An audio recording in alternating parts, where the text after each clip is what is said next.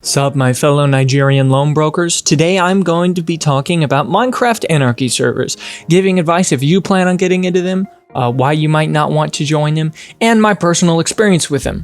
So, Minecraft Anarchy servers, the most popular and oldest being 2b2t, are Minecraft servers in which hacking and griefing is allowed. Generally, people will play them with hack clients such as Impact or Future Client. Speed hacks, PvP hacks, X-ray, baritone, and other hacks and exploits are generally allowed, giving the players abilities such as super fast speeds, inability to starve, extremely long range and fast combat, the ability to see chests, loot, and certain objects through walls. These are just some of the examples of hacks that are generally allowed. Although many hacks are allowed on these servers, not all hacks are, to keep it from getting out of hand and making people too overpowered. Most duplication hacks and glitches enabling players to just infinitely duplicate items are not allowed, and if any do come out, they're usually patched as soon as the server managers find out, as well as instant kill hacks, flying, or teleportation hacks. These servers mostly all work the same. The spawn zone of the world is a wasteland, destroyed by older players to keep new players from coming in. Players spread out, far away, building bases, some on the ground and some hidden to live in, to keep looting and invite friends to hang out with. Players must be very careful about finding and building a base. Very often, other players will leak bases they are invited to in return for loot or shoutouts. Griefing, being a massive part of Anarchy servers, is a huge problem for builders, as players are always hunting and tracking for bases, using hacks and new exploits, or just wandering by hand around the world, trying to find a new base to destroy. Chances are, if someone finds your base, they will grief it, or leak it to someone who will. During my short period on an Anarchy server, I built a couple of bases, all of which were destroyed, save for a few secret underground bunkers full of loot I made before I left Anarchy servers as a whole entirely. To this day, on that server, those bunkers are probably still there, hidden away, just waiting to be found with my name on them. The funny thing is, I don't even know where they are anymore, as I deleted the cords because I never plan on returning to the server again. And now I'm going to explain exactly why I did that, along with all the reasons you might not want to join yourself.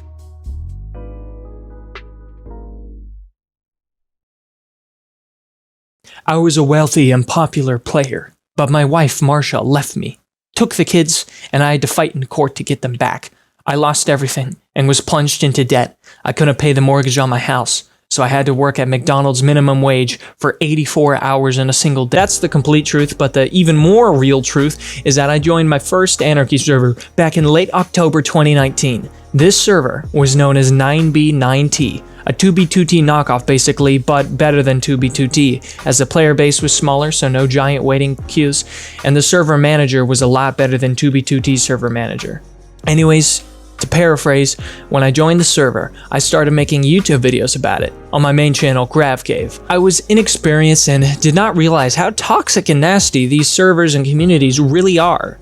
These videos are what got my channel past 100 subscribers. They got decent views, a lot of support, but even a more massive amount of hate. This is where we get into me learning just how toxic these servers are. Now you might be thinking, Crav, this is stupid. I played CSGO competitive and COD Modern Warfare. This is not the same.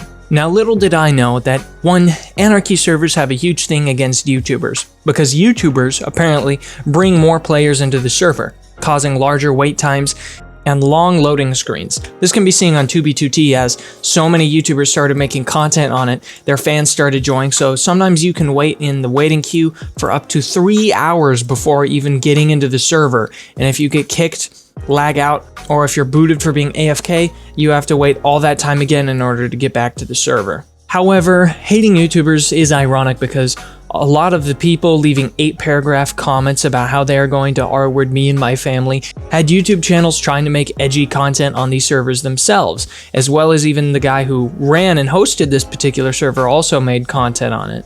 He even invited the streamer Toomad, a very large YouTuber and streamer, onto the server in front of his whole fan base, bringing in a lot more players. But we won't get into that. Anyways, when I started in this server making videos, I was instantly bombarded with just a massive amount of hateful DMs, people sending sick and gross pictures, gore, PORN, fake threats, etc. Everything in the book. I even have a couple people threaten or attempt to dox me. The threats were faked and the attempts failed, but regardless, for a small YouTube channel that just passed 100 subscribers, making videos that got maybe 100 to 400 views per video, getting sometimes a dozen new accounts sending messed up stuff and fake threats every single day, it was ridiculous, especially considering my size. Now, I honestly didn't care very much, but it did get very annoying, always getting bombarded every single day with this kind of stuff. Me being a younger fellow just trying to play Minecraft and make YouTube videos. And when people started photoshopping pictures of my lovely face into questionable scenarios, that was pretty annoying. However, for the average Minecraft player, especially younger ones, having to be so careful about sharing your name, keeping your social media private to keep people from spamming or doxing them, that's a lot to have to worry about. And that's another problem I'm going to get into: doxing. It's not very hard to dox people. That's something Anarchy servers know very well. When searching the main website where dox files are shared, which I'm not going to name it, if I search 9b9t, the small server I played on has over 100 results. Many of the player names I recognize. A lot of them were my fans and subscribers at one point, and I've even talked to on Discord. For 2b2t, the biggest and oldest Anarchy server, the most popular one with all the YouTubers on it, there are over 200 results, many of which were large YouTubers. How do players dox each other so much? By getting them to share information. Emails, social media, etc. They will try to find a name from it, mainly your last name. From there, they check your followers for family members to try it. Primarily, again, the goal is to get a last name. Mainly parents or anyone related to you who is over the age of 18, putting them in online databases.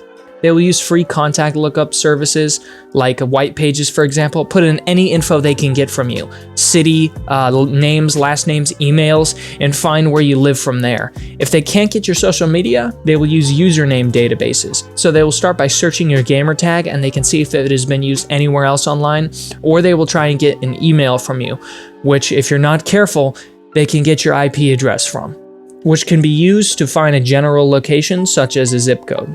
This is a lot of stuff to have to be wary of just for an average player, many of which are just young kids just trying to have fun on Minecraft. And sadly, many young naive players don't take these precautions because they don't know any better, which is why I have seen many young players try and get into the server and get doxxed because of it.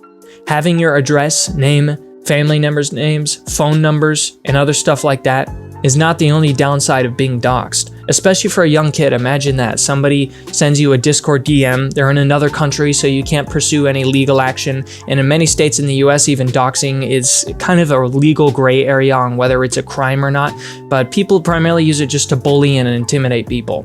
But that's not the only thing they can do with it. Doxing can be a literal threat. Although it is a rarity, when your information, mainly your address, is leaked, messed up people can do what's called swatting, which is when they make false 911 calls to get a SWAT team to break into the victim's house. Although it's rare, it does happen, and it has even killed someone here in the US before. I'm not sure if people have been swatted through 9b9t, but it has happened on 2b2t. I know someone very close to me who has been swatted, and it causes huge problems and leaves a mark. It's not fun.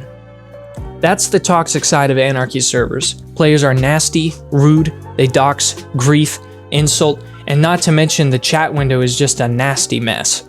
For kids just trying to have fun in Minecraft, this is no fun and is no place for anyone really under the age of 18 if I'm going to be completely honest. And for the average person, adult or not, this is a lot of stuff to have to keep track of for your personal and online safety just to play on a Minecraft server. Another thing is the grind and upkeep. Keeping up with the server, building bases, and knowing all the current glitches that haven't been patched in order to get duplications, dealing with the politics and drama of the server, and the 99% mentally deficient player base is a lot to keep up with. The last thing, destruction. When I was on 9b9t, I was known, other than the YouTuber guy who made cool cinematic videos, as a builder. I didn't build many things primarily because they were destroyed before I could ever finish, but the little things I did build did give me a reputation as a good builder. However, even more popular than building is griefing, and you can grief something in 20 minutes that took someone 5 months to make. there are always new hacks and exploits coming out all the time, enabling people to get the coords of your base without even having to find it themselves. So even if you do everything right and you're careful about terrain exploits, chunk render distance hacking, and all the other things that people can use to track you, if you do everything right, sometimes an exploit will just come out that just leaks your base to the whole world. If you build something, always remember, it will be destroyed. Let's also not forget, you can't share any pictures or screenshots of your base, as terrain exploits enable people to locate where your base is at by looking at the terrain and comparing it to the seed of the server, etc. There's a lot of things you can do with it. Also, not to mention that people can find your base just by looking at a couple of blocks, depending on the rotation of the blocks in your texture pack. Yeah, it's really weird. People take these servers very, very seriously, and there are so many other crazy genius hacks and exploits that in one way it's very sad to think people put in this much time and effort over a Minecraft server to figure out how to track people down, but at the same time it's pretty incredible just how far people are willing to go over a video game. It's beautiful in a way. To summarize my whole experience, I got a lot of hate. Saw some things that I wish I never saw, but I did meet a few people out of hundreds of people from the server I have spoke to. I passed 100 subscribers thanks to the Anarchy servers, got thousands of views, but in the end, I didn't like how toxic it was and how much you had to keep up with it and how much time you had to put into it just to kind of know what was going on. How many of the players were busted also for sharing illegal, gross videos, including some people who are in my own Discord server. How many people dox each other, try to dox you, the degeneracy, the retardation. It wasn't worth it. So when my channel started to take off in animation, I unlisted all of my 9b90 videos. I didn't want my current fan base, many of which were younger children despite the edgier jokes I make in the videos, I did not want them getting into the server as there's some pretty bad stuff that goes on there and it's a genuine risk to online safety. However, I will be re-uploading those videos in one super video or playlist. It will most likely be unlisted, but when it's out, the link will be in the description.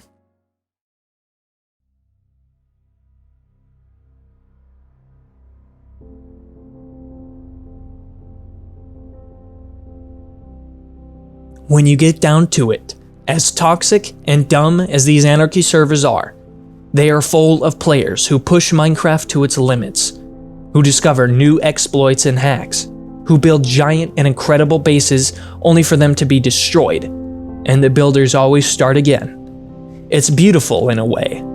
The building, the destruction, every day in the server brings new challenges, but at a risk. So if you want to join Anarchy servers, go for it. All I wish is that you take precautions. Don't share any social media, names, turn off your Discord DMs, don't join the retarded community Discord servers or subreddits, use a VPN to hide your IP address from the server admins, and most of all, stay safe out there and don't die. If you enjoyed this video, please consider subscribing, or you are a verified incel. I plan on making more epic Minecraft content like this soon, so please consider subscribing to this channel, and if you enjoy funny animations, subscribe to the main channel cravcave. Also join my Discord server in the description, and follow me on all my social medias. All the links are down below. Thank you for watching, and I wish you the best. Stay strong, and don't be a simp.